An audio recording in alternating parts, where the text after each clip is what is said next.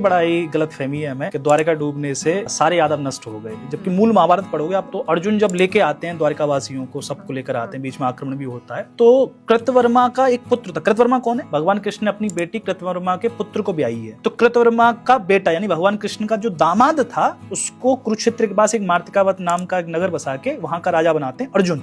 तो भगवान कृष्ण का दामाद बचेगा जो कि यादव है। फिर सात्विकी का एक पुत्र है युयुधानी, उसको सरस्वती के तट पर एक पूरा नगर बसा के देते हैं। सात्विकी कौन है? जो भगवान श्री कृष्ण का सबसे प्रिय सखा है। उद्धव और सात्विकी दोनों बड़े प्रिय सखा है। तीसरे वज्र, जो भगवान श्री कृष्ण के ही प्रपौत्र हैं, प्रद्युम्न, अनिरुद्ध और फिर अनिरुद्ध के पुत्र हैं वज्र। उनको दिल्ली का राजा बनाया जाता है। ये दिल्ली अधिकार में थी यादवों के। ये तीन वंश तो बचे ना वहां से, फिर वो आगे चलती लीनेज। लेकिन ये कहना कि द्वारका के बाद सब समाप्त हो गए, ठीक है, उसमें मारे गए प्रवास तीर्थ में, लेकिन वो अंधक, वृष्णि, भोज और यही तो थे, दो तीन शाखाएं तो थी।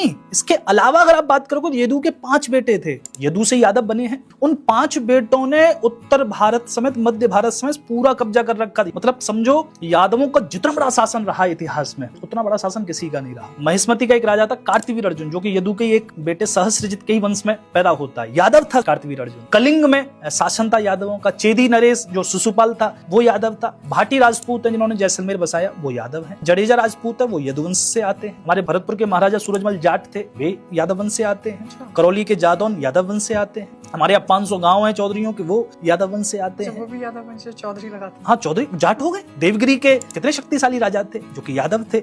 छत्रपति शिवाजी महाराज की माता जी यादव थी। उनकी सेना में बहुत सारे यादव सेनापति थे जो उनके लिए जूझे। कर्नाटक में मैं पढ़ रहा था कि मैसूर के राजा का जो वंशावली है कर्नाटक में, वो यादवों से निकली है। कहां तक पहुंचे हो? यादव बहुत पुराना वंश है। क्या ये यादव शब्द रहा, ये बहुत बड़ी बात है कि हम यादव शब्द को 5-4 सालों से यूज कर रहे हैं। अब कैसे कह सकते हो कि यादव नष्ट हो गए? तो यादवों की बहुत सारी शाखाएं थी, इनको शाखाओं के बारे में नहीं पता, इतिहास नहीं पता। अब ऐसा थोड़ी सारे यादव इकट्ठे होकर द्वारका पहुंच गए और वहीं नष्ट होकर मर गए।